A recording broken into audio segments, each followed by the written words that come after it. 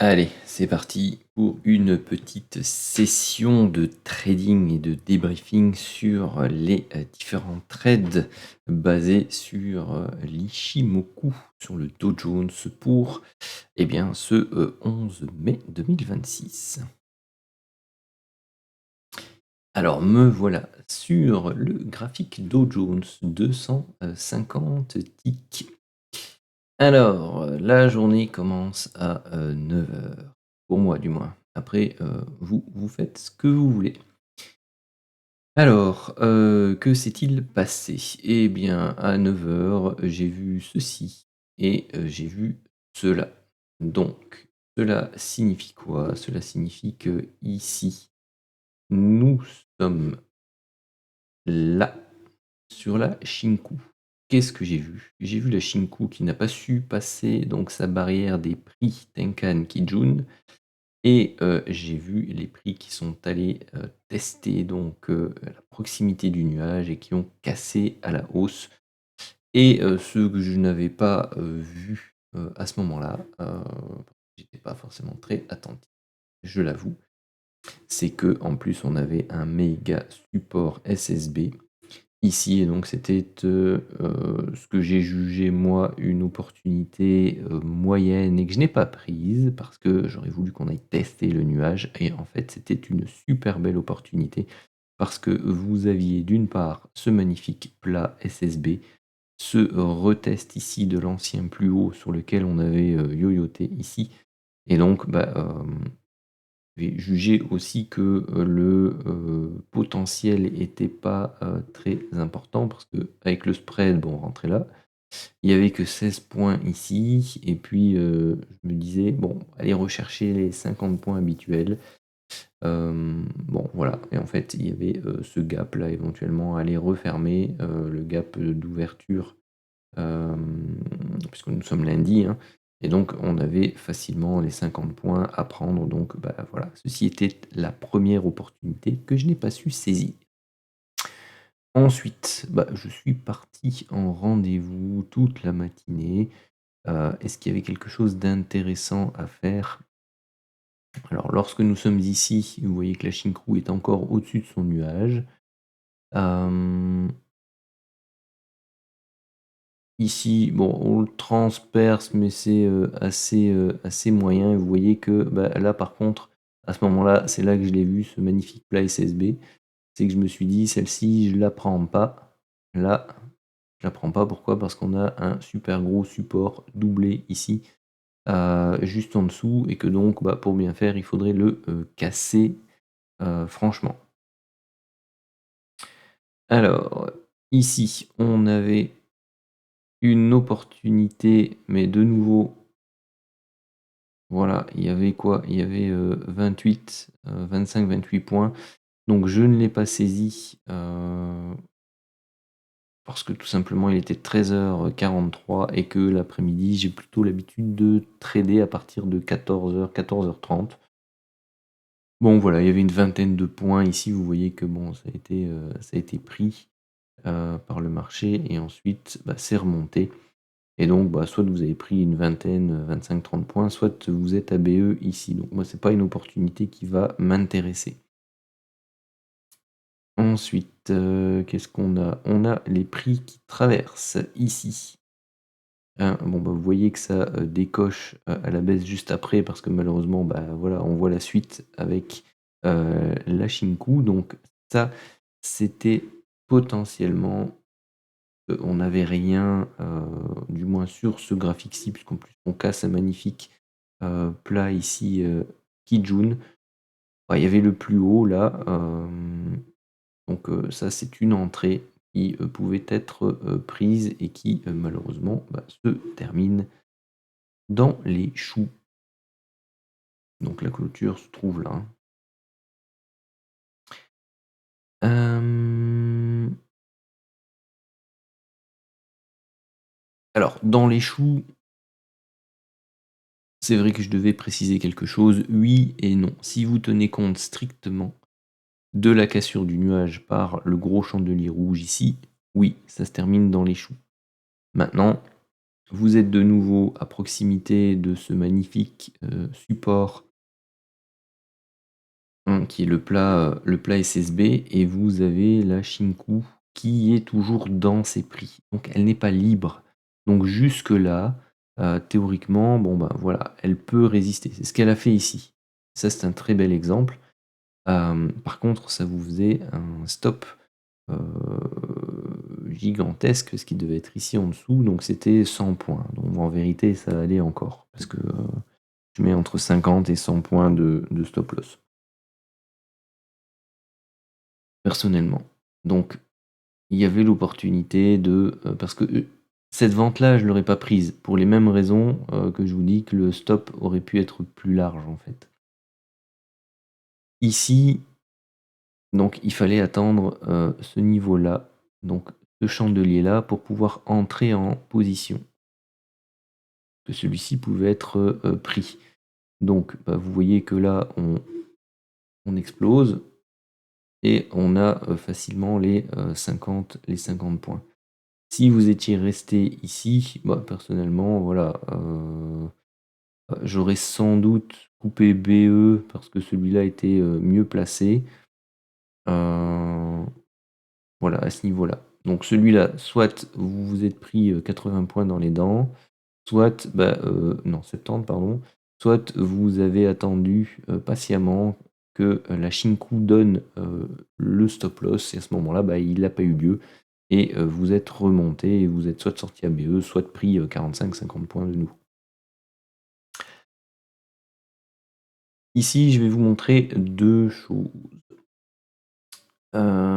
Celui-là, bon, en attendant, je vais vous expliquer celui-là. Donc celui-là, c'est simple. Vous cassez ici, le nuage et vous avez de nouveau la Shinku ici qui casse son nuage aussi. Donc vous avez toujours le même niveau de support en dessous. Si vous le prenez, bah, vous faites stopper parce que derrière, boum, ça remonte. Après, pareil, au niveau de la Shinku, elle n'est pas libre. Donc vous pouviez laisser traîner votre stop, du coup beaucoup plus haut et c'était plutôt là-bas. Donc, une centaine de points. C'est le même schéma que pardon, le même schéma qu'ici. La Shinku n'est pas libre donc, voilà. Si vous prenez, cet élément-là en compte, bah, vous avez un stop extrêmement large pour un potentiel qui, à la base, n'est pas terrible. Donc, c'est pour ça que celui-là, moi, ne m'a pas intéressé. Si vous l'aviez pris et que vous sortiez strictement au niveau de la cassure du nuage par les prix, eh bien, vous êtes ici et ça fait plus ou moins 44 points de perdu. Bon, ce que je voulais vous noter, c'était, déjà celui-là. Donc celui-là, je vais le baquer en attendant parce que et je vais vous zoomer dessus. Alors, moi, j'ai un setup que j'aime bien et qui est le suivant. Lorsque vous avez les prix qui cassent une zone faible de nuages de manière franche, comme celle-ci, et qui réintègrent derrière, généralement, dans une grande majorité des cas observés, du moins sur le Dow Jones, sur cette unité de temps-là, vous avez les prix, donc s'ils recassent dans l'autre sens, qui vont chercher des objectifs dans l'autre sens. Ok. Alors, moi, ce qui s'est passé, c'est que j'ai pris mon premier trade donc ici, à l'achat, malgré le fait que, voilà, on est au niveau des prix, la Tenkan qui était toujours au-dessus, le plat Kijun ici, et que la Shinku venait de casser le plat Kijun et SSB, donc le plus gros niveau. Donc voilà, je m'étais dit qu'au moins on pouvait aller rechercher ce niveau-là, voire un peu plus ici au niveau de la zone plate de la Tenkan. Malheureusement, bah, c'est parti comme ça, j'ai tenu et quand on est arrivé là, et bien tout simplement je suis sorti avec un tout léger gain et je me suis dit je vais patienter pour la suite.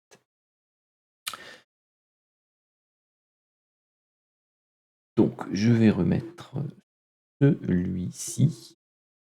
Ensuite, opportunité suivante. Donc vous voyez que en étant là, en cassant ici, comme je vous expliquais tout à l'heure, la Shinku n'était toujours pas libre, donc pas d'entrée à l'achat pour moi ici. Par contre, ici vous avez les prix qui cassent.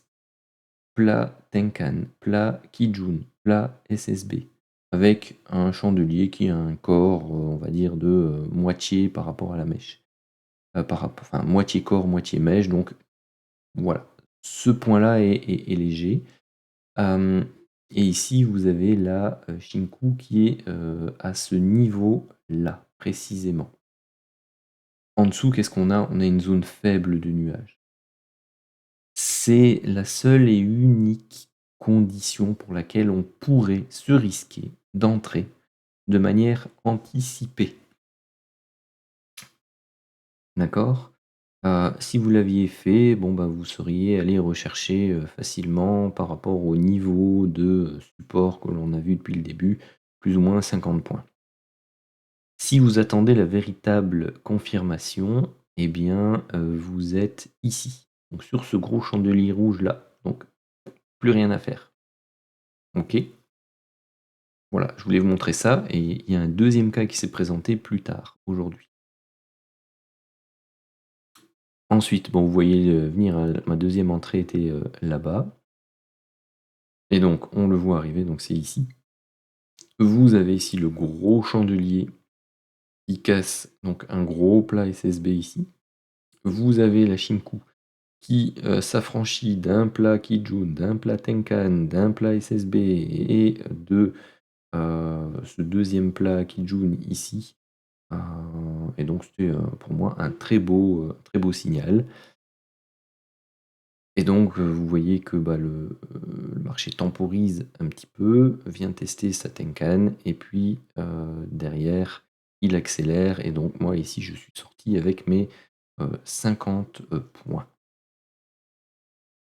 Donc c'était, un peu plus haut que cette mèche ici.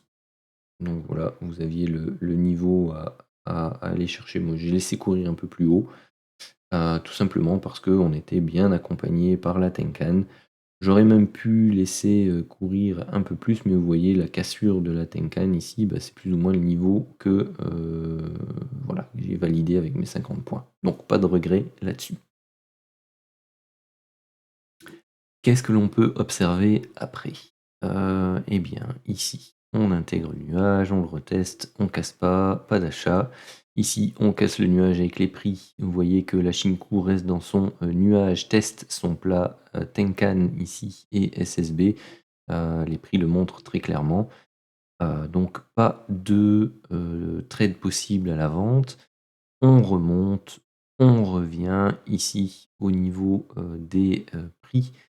L'option de test de nuage, cassure de Tenkan Kijun me semblait légère étant donné qu'on avait un gros plat SSB ici qui donnait pas beaucoup d'amplitude, possible à ce trade sans, être risqué. D'accord? Donc, moi ça ne m'a pas intéressé de prendre ceci pour aller rechercher ce niveau-là. Hem, Parce que voilà, il y avait, bon 20 points. Au pire, si je l'avais pris, j'aurais certainement été à, BE.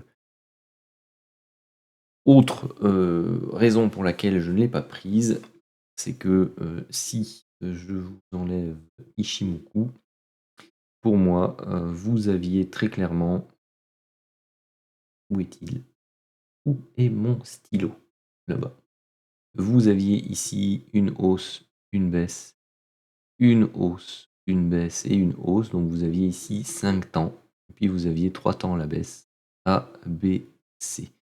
Alors soit vous la prenez en Elliott et vous vous dites pardon, impulsion en 5 temps, correction en 3 temps, soit vous la prenez en Ishimoku, vague de type I et ensuite vague de type N. Au revoir, merci, c'est la fin de la phase correctrice. Donc ceci, pour moi donc était une relance sous vague 1, sous vague 2 pour, repartir par la suite.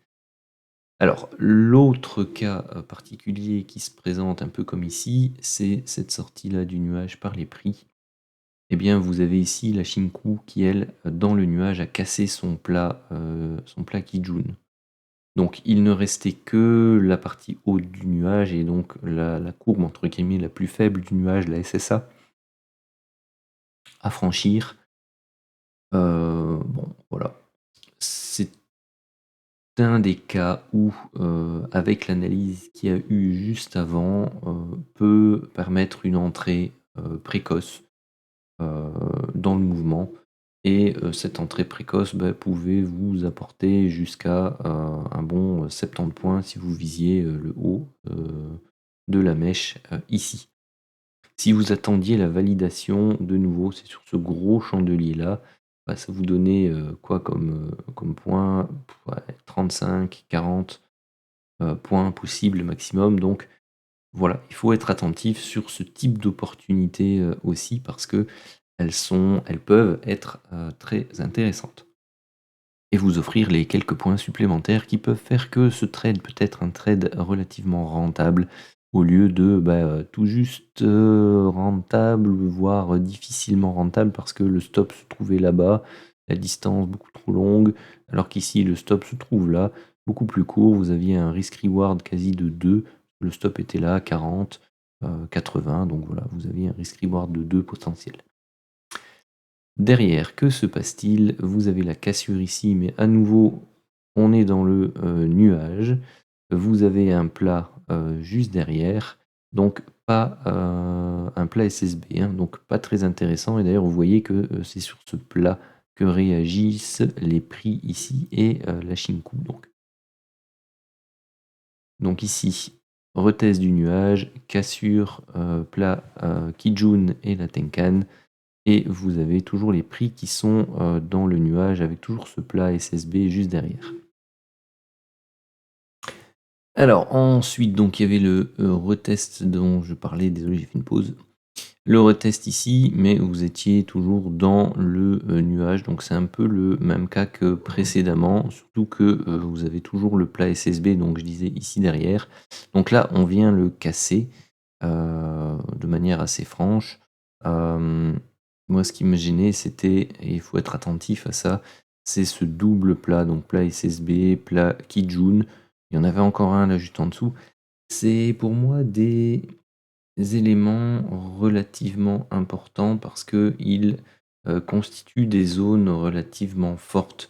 Donc si vous entrez en position relativement tard par rapport à ce genre de zone, vous voyez, vous avez plus beaucoup de latitude, hein, pour des stops qui sont relativement grands. Donc à nouveau, moi, le money management dans mon système de filtration, même avec Ishimoku, est important.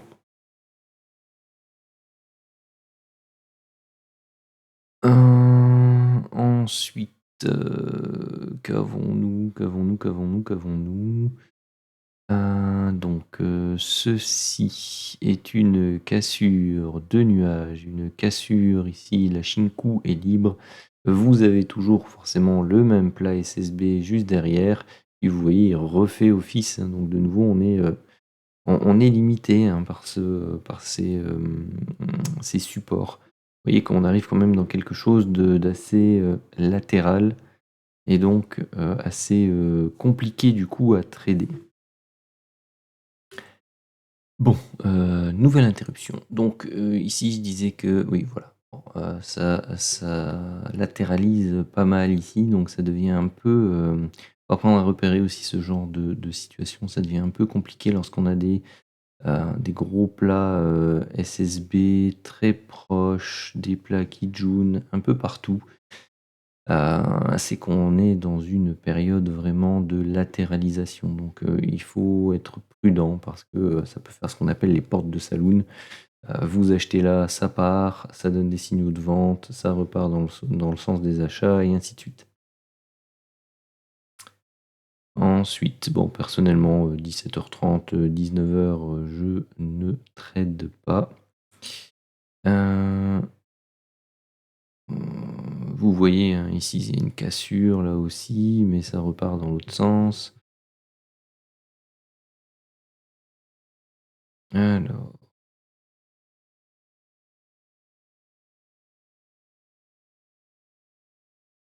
Donc ici, je l'avais noté, on avait un gros chandelier qui partait. Donc là, c'est la reprise à 19 h.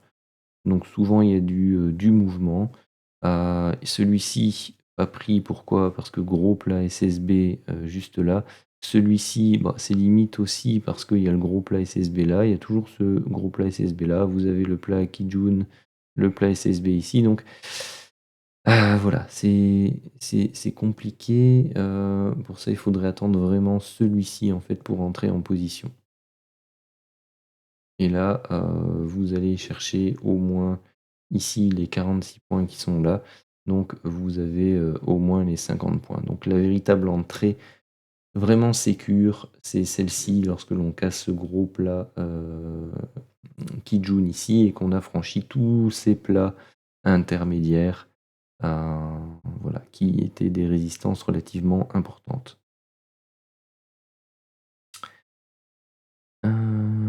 Ensuite, donc bon, là visiblement on a une cassure. Elle se produit ici, sur ce chandelier-là. Vous avez du coup les plats SSB en support. Donc je vous les trace ici, ici, ici, ici. Donc vous voyez que quand on a la cassure, là, en plus, il est déjà passé 20 h 50. Pour moi, c'est compliqué d'intervenir à ce niveau-là. Bon, après, vous voyez que les prix, bon, ils vont chercher jusqu'à, donc si on est rentré là, ils vont chercher jusqu'à un bon 57 points. Ils traversent relativement facilement les différents plats, mais bon, ils sont travaillés, hein. À chaque fois, vous voyez que, ils sont, travaillés en termes de résistance et de support, hein, donc il faut pas les négliger. Et puis derrière, bon, bah, enfin, de toute façon, c'était la fin de, séance. Donc il y avait encore de belles choses à faire, heu, malgré tout aujourd'hui, malgré un passage assez compliqué, ici. Voilà. Sur ce, je vous souhaite à tous une excellente journée.